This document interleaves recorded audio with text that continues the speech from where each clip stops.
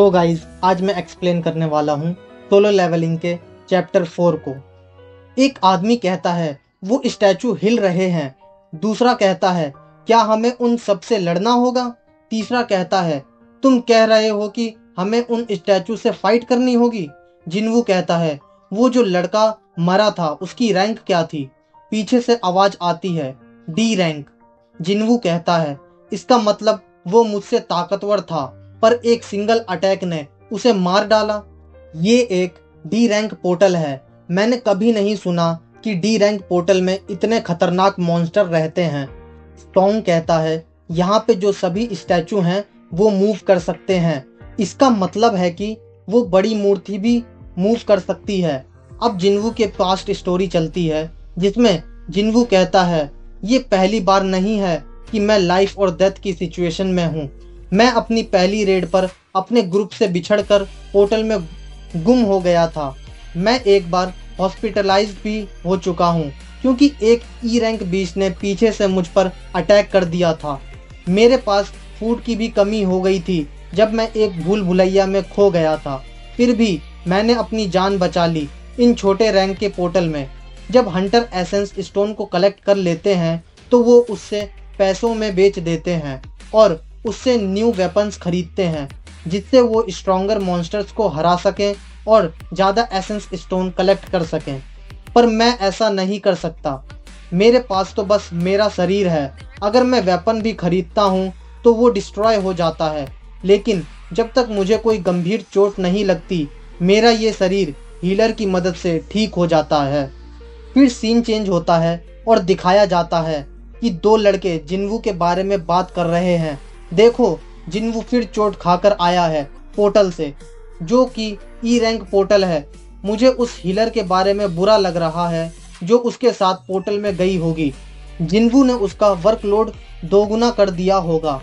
क्या आप लोगों को पता है कि जिन्वू को लोग इसलिए पूरी दुनिया में सबसे वीकेस्ट हंटर बुलाते हैं क्योंकि वो एक हंटर है फिर भी वो एक यूजलेस हंटर है।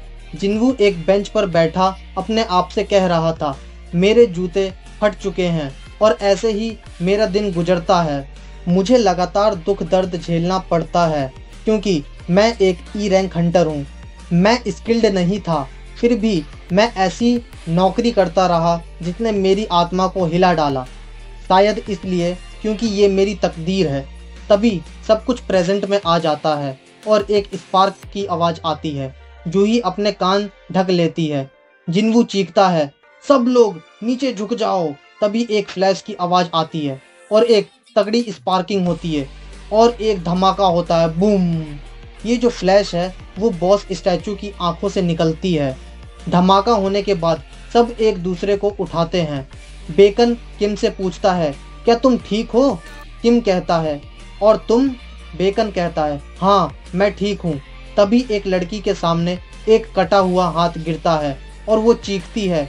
बेकन कहता है कितने सारे लोग मारे गए। किम कहता है मैं अपनी जान बचाकर भाग निकला। अगर जिन्वू नहीं चीखता तो आज हम सब मर चुके होते। जिन्वू भी जूही के साथ जमीन पर गिरा पड़ा था। जूही बेहोश हो गई थी। जिन्वू जूही को उठाता है। जूही उठो पर जूही नहीं उठती। सॉन्ग चीखता है जहां हो वहीं रुको। अगर तुम लोग खड़े हुए तो वो बड़ा स्टैचू फिर हमला कर देगा। सब लोग ओके में जवाब देते हैं। जिन्वू के बगल में ही सॉन्ग था। जिन्वू कहता है मिस्टर सॉन्ग जूही उठ नहीं रही है। मिस्टर सॉन्ग कहते हैं जूही ऐसी सिचुएशन को हैंडल नहीं कर पाती इसलिए वो छोटे रैंक के पोर्टल में जाती है जबकि वो रैंक बी की हीलर है। पर ये जो पोर्टल है मुझे ये आसान नहीं लग रहा।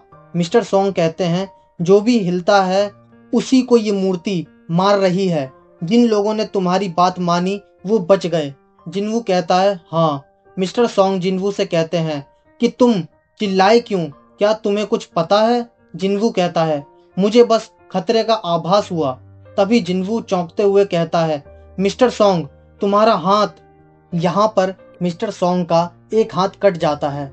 मैं इसको सह सकता हूँ बस तुम मेरा खून बहने से रोको। सॉन्ग जिन्वू से कहता है तुम्हें क्या लगता है इस बॉस स्टैचू का रैंक क्या होगा। मैं श्योर नहीं हूँ पर मैं कभी भी डी रैंक से हाईएस्ट पोर्टल पर नहीं गया। सॉन्ग कहता है मैंने कई बार बी रैंक पोर्टल एक्सपीरियंस किया है, पर ये जगह बी रैंक से भी ज़्यादा है। बी रैंक पोर्टल में ऐसा कोई बीस्ट नहीं जो एक पल में ही किसी को जान से मार डाले। मुझे लगता है कि ये एक ए रैंक पोर्टल है। नहीं, शायद एक एस रैंक पोर्टल है। सॉन्ग कहता है, इंस्क्रिप्शन में पहले ही लिखा था, पहला तुम भगवान की आराधना करोगे, दूसरा तुम भगवान की पूजा करोगे, तीसरा तुम्हें अपना विश्वास प्रमाणित करना होगा। जो भी इन आज्ञा का पालन नहीं करेंगे उन्हें मार दिया जाएगा। यही उस इंस्क्रिप्शन पर लिखा था। जिन्वू कहता है, मिस्टर सॉन्ग, इस जगह का भगवान शायद वो बड़ी मूर्ति हो सकती है। सॉन्ग कहता है कि अब कुछ ही समय की बात है, फिर हम सब मारे जाएंगे। सो गाइज, आपको इस ऑडियो स्टोरी में मज़ा आया हो तो हमें सब्सक्राइब कर लें।